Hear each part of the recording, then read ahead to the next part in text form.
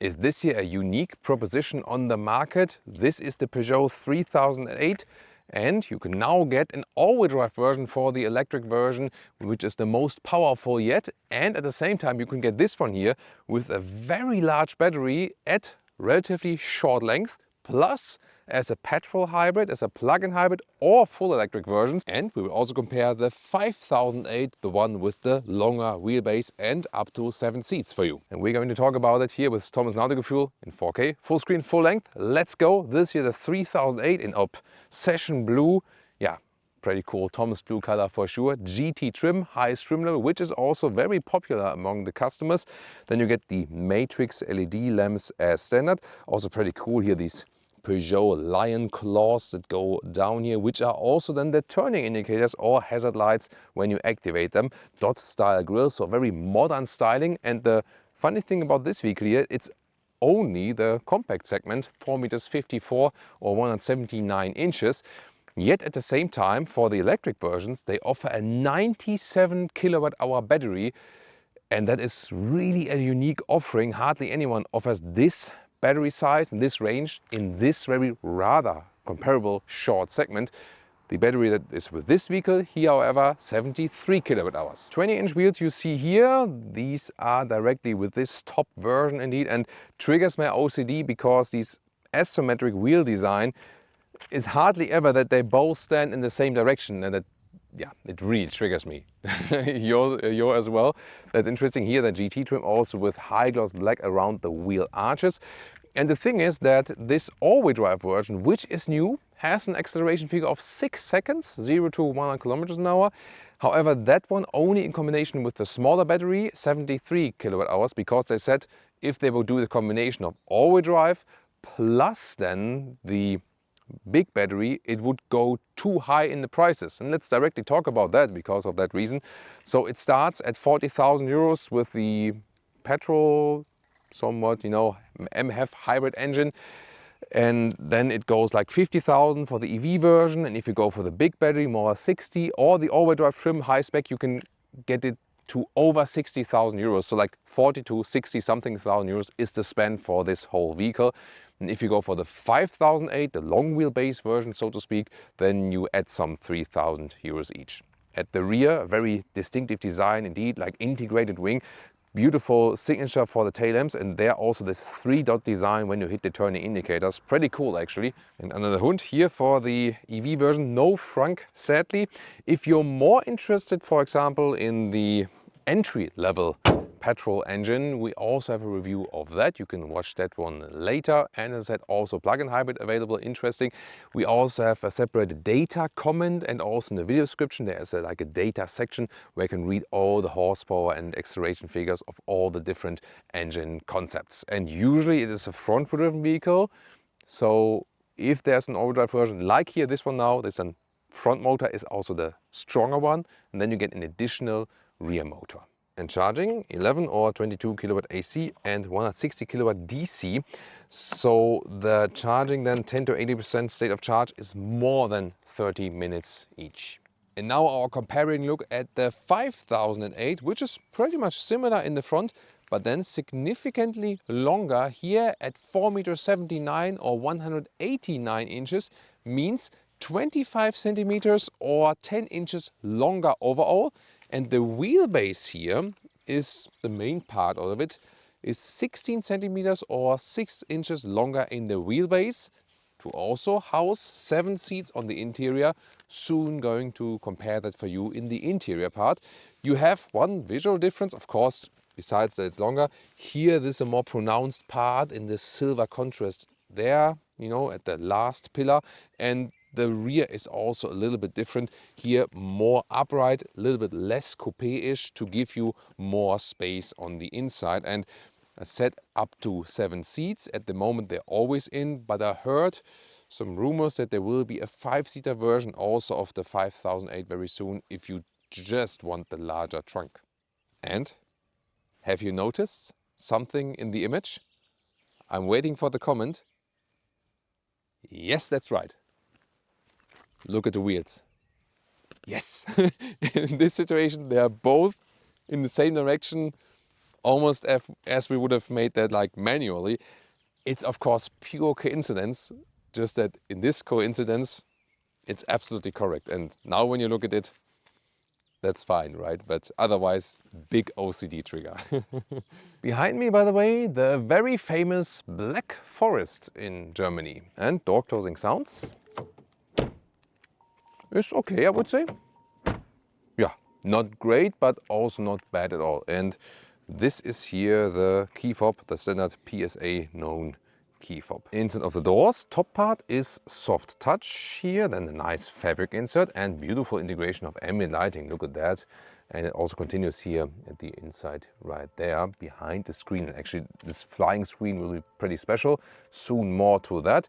The rest of the inside of the doors here, it's soft for your elbow, but here it should be a little bit thicker, I would say, than the classic window controls. However, it's not logical to me that they are falling down.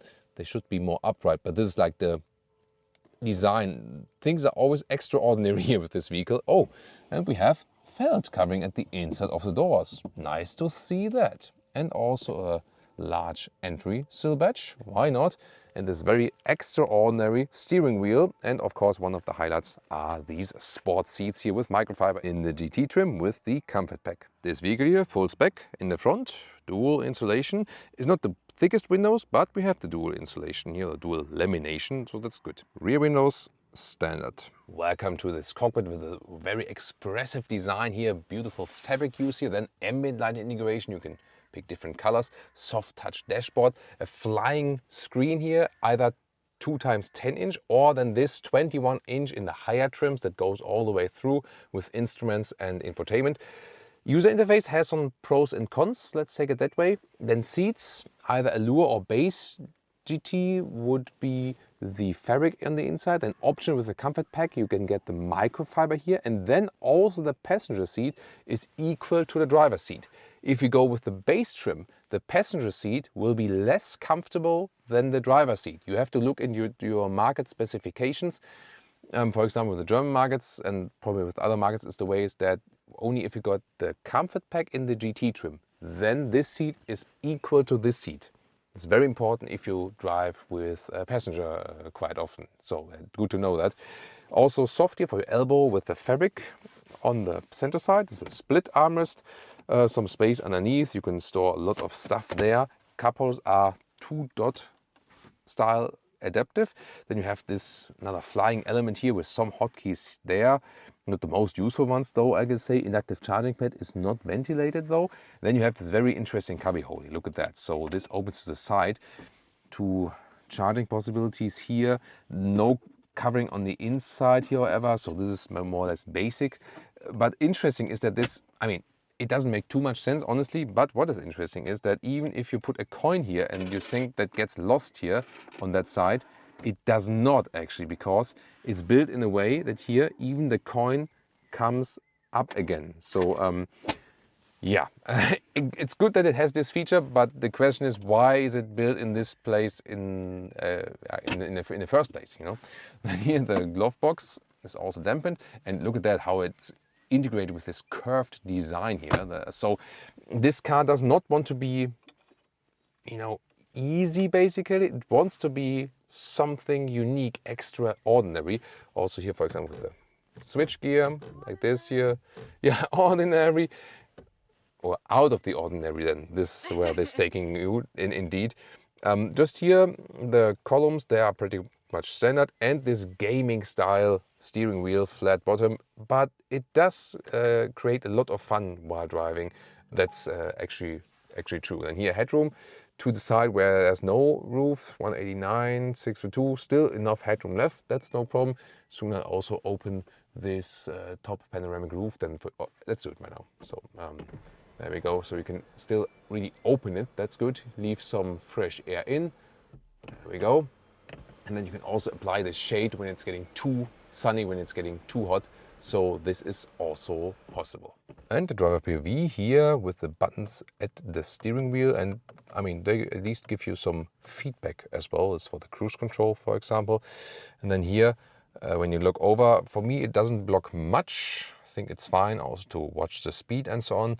Main infotainment here, for example, I show you the rear view camera, which is yeah, could be better from the quality, but I think it's somewhat okay.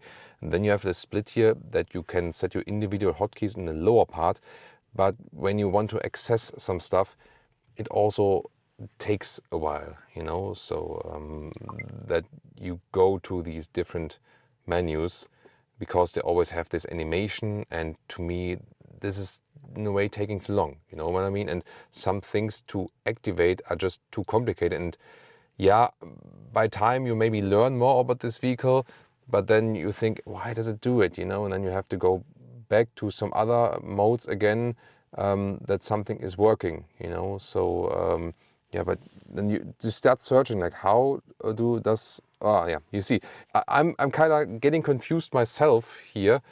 We'll be back with the climate unit, and then you ask yourself like, yeah, okay, but what about the vent strings? Ah, there we are. Then it comes to life again. And then here in the main home menu, see it. Now it finally hops back. Huh? Why did it do this?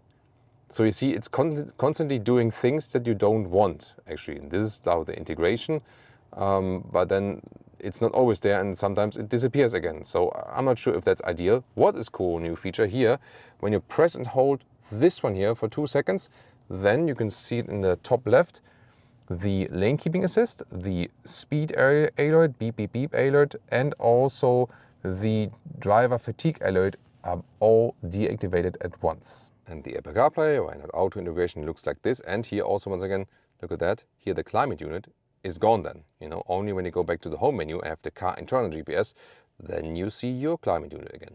And recuperation here with the shifting pedals, stronger or less strong here in 3 levels. And it's saved with last mode when you restart the vehicle. And we have discovered a very interesting feature for you here. When it's a little bit dark, you can see there's even ambient lighting at the inside of the panoramic roof.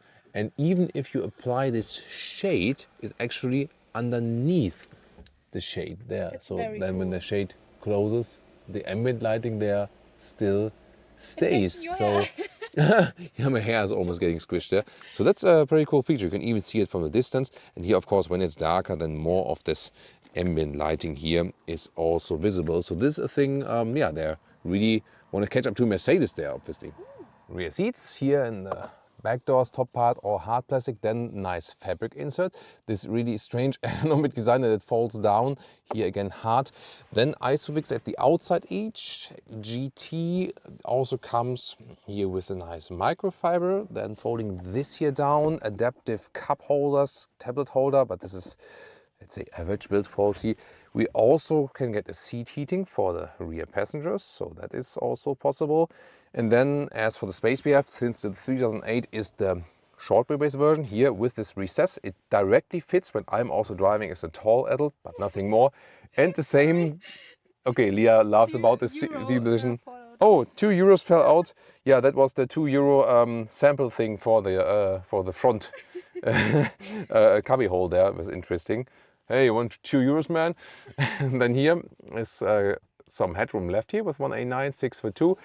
Not too much space, but it's also not a long vehicle. Actually, that's the thing. The 5008 then would have the longer wheelbase for more space in the second row and also the third row. The trunk, which is usually at 520 liters, is here only 470 liters.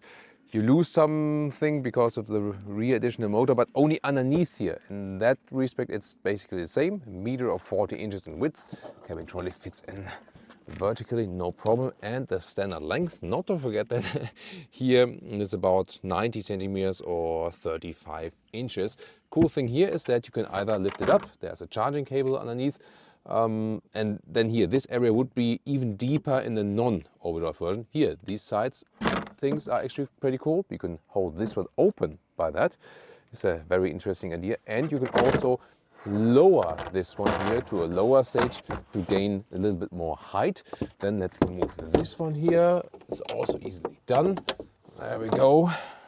And then we have the total height here, maximum with a lower position of 31 inches or a little, yeah, it's like 78 centimeters. Gotta say though, here on top, this here is extremely prone to scratches. So this is a very bad build quality from the inside here, from this material. Yeah, sad to see that at this stage, because this is also an area where it can get some easy scratches. Then here, seats, I can grab over. I can also just here open this strap. You can also just put the ski hatch or then the 1/3, 2/3 split. There we go. And here we are. And then the total length is here about 65 inches or 1.65 meters. And now we take a look at the trunk of the 5008, which is a little bit more than 200 liters more overall. 220 or 230 depending on the version, all-wheel drive or front-wheel drive. And here it's also a meter or 40 inches in width. Difference is here that in the height, so here we are at 70 centimeters or 28 inches. It's not that much because there's no lower position here for this one. You can put this one up here like this. Of course, there would be more height from here, but that doesn't bring any use for the dog box or something like that for you. That's why I took this height here now. And then at the moment, this is the 5-seater setup. And as I said, I'm expecting a full 5-seater soon, that you then have like this flexibility of the 3008 with the lower setting here and don't have the seats stored here. So yeah, let's see about that.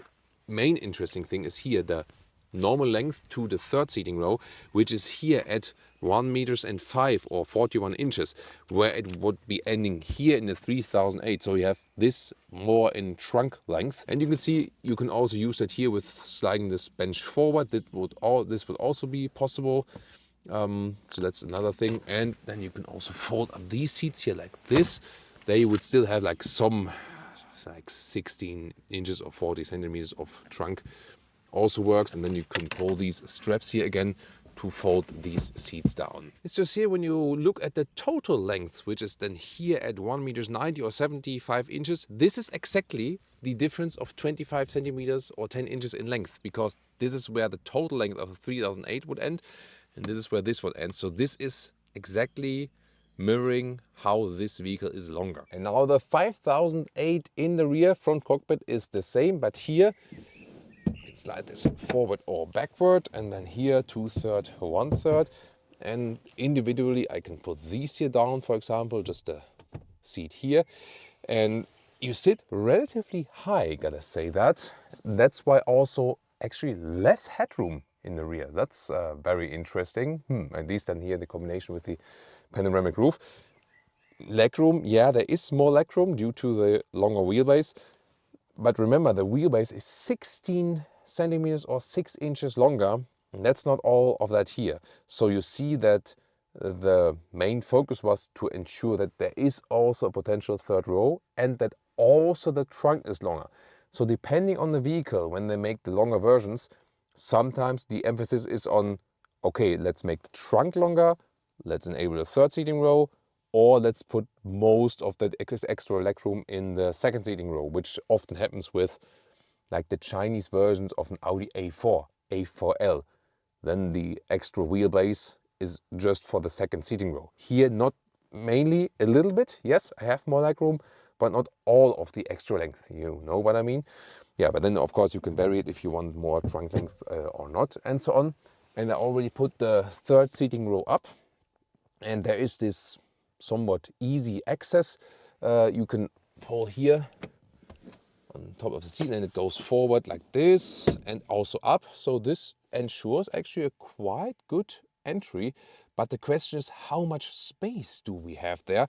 And for that we do the following test. So first of all, I check it now from the from the length here. Let's move this one forward, that I could still sit behind here like this. This would be possible. And then we can check out how it looks like there. Maybe we can make this a little bit more straight like this.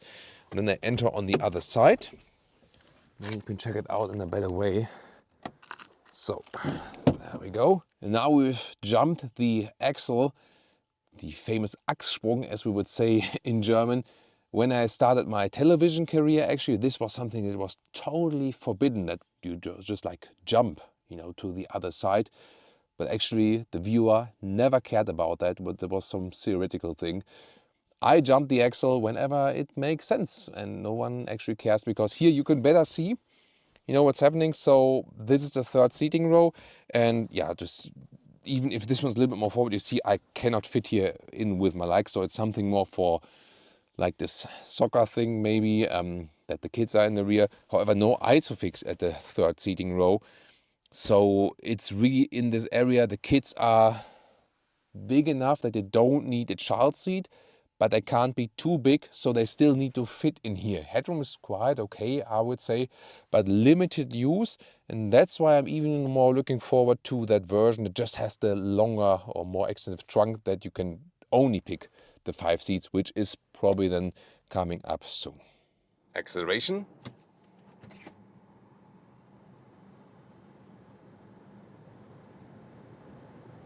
Oh, that was 60 to 130 kilometers an hour with the Peugeot E3008 all-wheel drive. Yeah, now the naming gets a little bit complicated. You also heard our luggage flying back to the trunk there, because it still has a nice punch. You cannot compare it with much stronger electric performance models, because this 0 to 100 figure is 6 seconds here with 3008, but you see here on the motorway it's still reasonably quick, but there are more performant EV SUVs and stuff like that, but of course it will be sufficient for all the use case. Here in the sport mode we have the maximum horsepower available, 325 horsepower, and we also have a distribution which is 60% front, 40% in the rear, because the front electric motor is still stronger. Of course in the rear you somewhat get more traction on the ground, that's why the difference is not stronger, so to speak. And then there would also be the four-wheel drive mode, and I can also go into in the four-wheel drive mode, then does a 50-50 split between front and rear axle, and always engages the all-wheel drive in the same way like the sport mode always engages the all-wheel drive. I'm soon also going to talk about the other normal driving modes. Sport.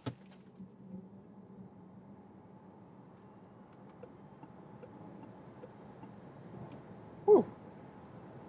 So that was then 20 to 120 kilometers an hour. I mean, Leah is used to other stuff meanwhile, so that doesn't even get the Leah screaming meter going.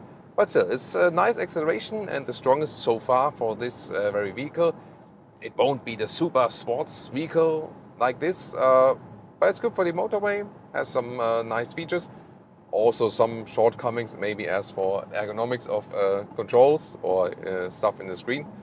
But still pretty unique for the shortness of the vehicle and the battery size it is offering here in that SUV segment.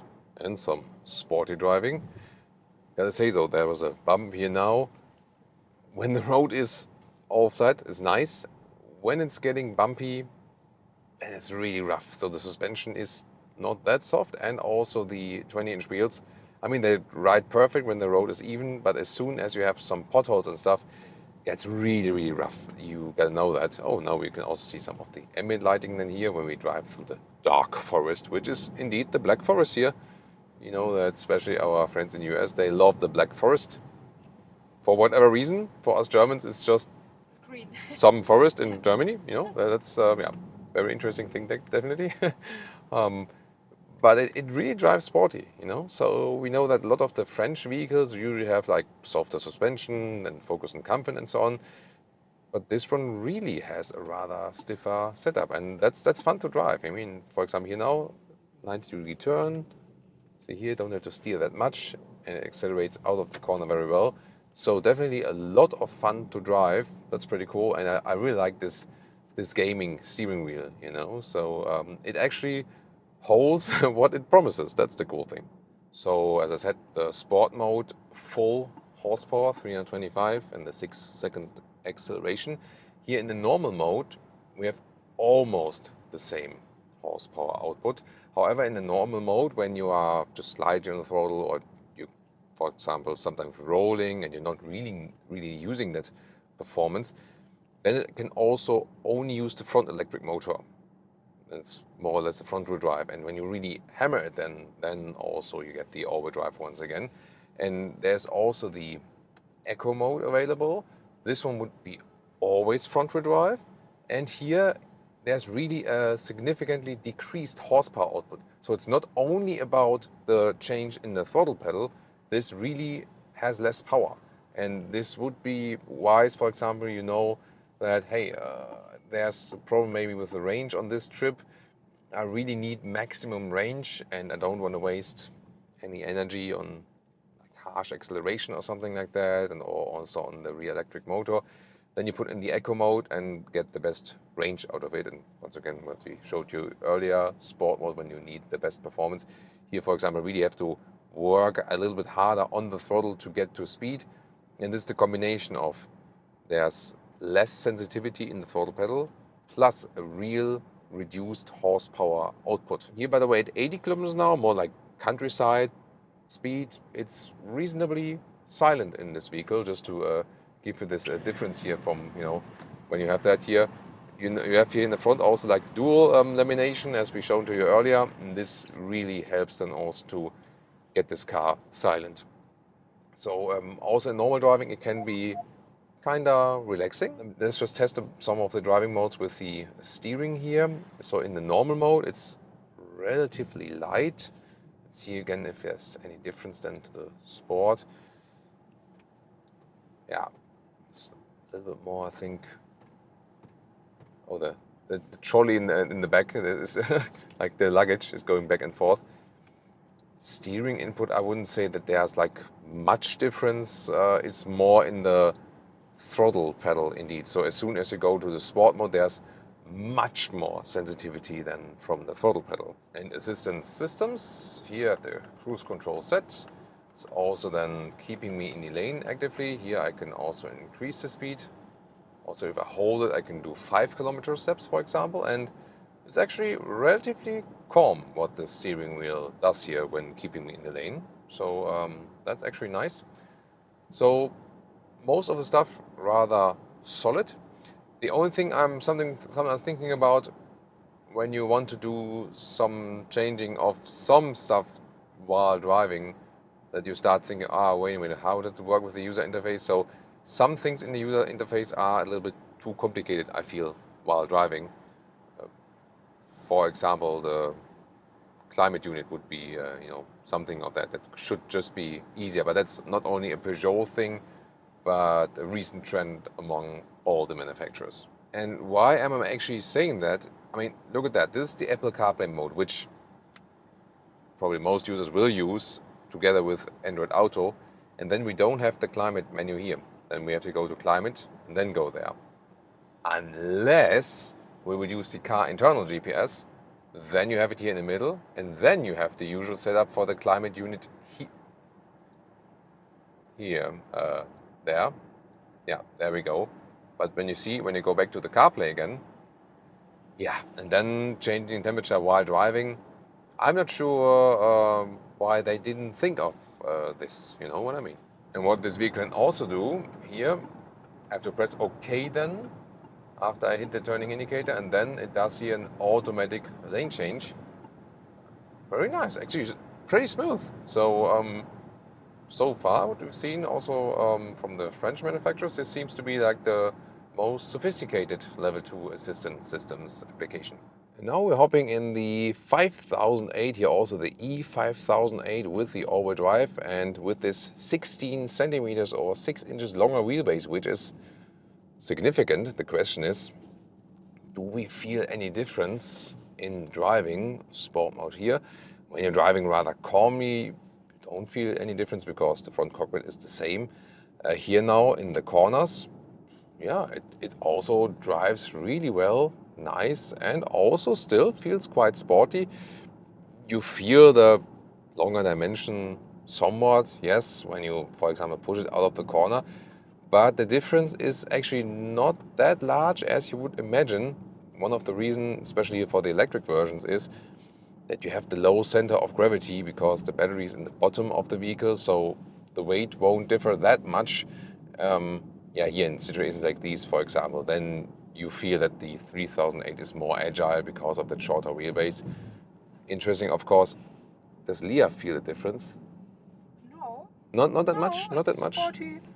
Interesting. 42, yeah. Interesting. So, I mean, I feel the difference maybe a little bit more as a driver because, when you control the steering wheel, then maybe get a better feeling for that or something. But it's actually good, or it speaks for the 5008 here when Leah says she doesn't feel much of the difference, because usually longer wheelbase means, it's maybe calmer or more steady on going straight motorway, but then it's less fun and less agile in corners. But these agile corners here were actually quite well done. So indeed, the driving difference is not as large as you would expect that. That is a very interesting thing. Of course, the steering is light, and with this electric drivetrain, you directly get a sudden boost also here when you hit the throttle.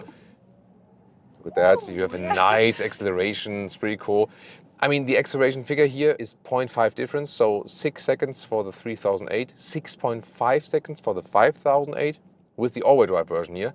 That is also a thing. When you got the all-wheel drive version here, the difference in acceleration between 3008 and 5008 is not that large. If you go for the front-wheel drive electric version, the difference in acceleration is almost a second, a little bit less than a second between 3008 and 5008. But yeah, I think the main takeaway is really what I feel is that the agility in the drive is not that different. Yeah, maybe the 3008 is still a little bit more fun, but this one here, if you say, hey, you need that for the family with the additional seats, or then maybe soon the version where you just have the larger trunk and you need that, you know, just more flexibility for family and stuff.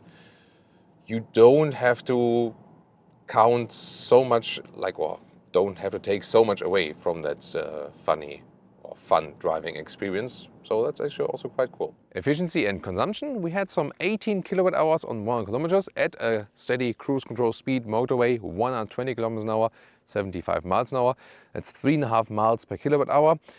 And with this vehicle here, with a small battery, which has this all-wheel drive connection, we could score a real range of 400 kilometers or 250 miles. And this one here has more driving fun because you have more power, which is pretty cool. The only thing I maybe dislike is the lack of comfort when you have some uneven roads, because 20-inch wheels, not so comfortable suspension. That is where it has its weakness. But the driving fun is definitely on top of the game. But even more interesting with this vehicle, 3008, but also the 5008, is that we have this larger battery available than only with front-wheel drive. But if you take this 97 kilowatt hour battery, then this could even score some 540 kilometers or 330 miles of range. And that's not possible with any other vehicle which is that short. So if you want a car that can be easily parked in and out in the city at the same time, highest range, then this one has a very unique proposition. Not as the all-wheel drive, but as the front-wheel drive version. And the difference between 3008 and 5008, obviously the wheelbase, if you need it for the family, and also if you need the 7 seats, or maybe in future also 5-seater for the 5008. They have a lot of things in common, definitely. Wheelbase is the difference, and that the 5008 is a little bit slower in the acceleration figures because of the increased weight and so on. This one, of course, here then the driving fun king. What do you think about this one? Would you go for the all-wheel drive version or for one of the big batteries? Would you go 3008 or 5008? Tell me in the comments, and now check out the competitors.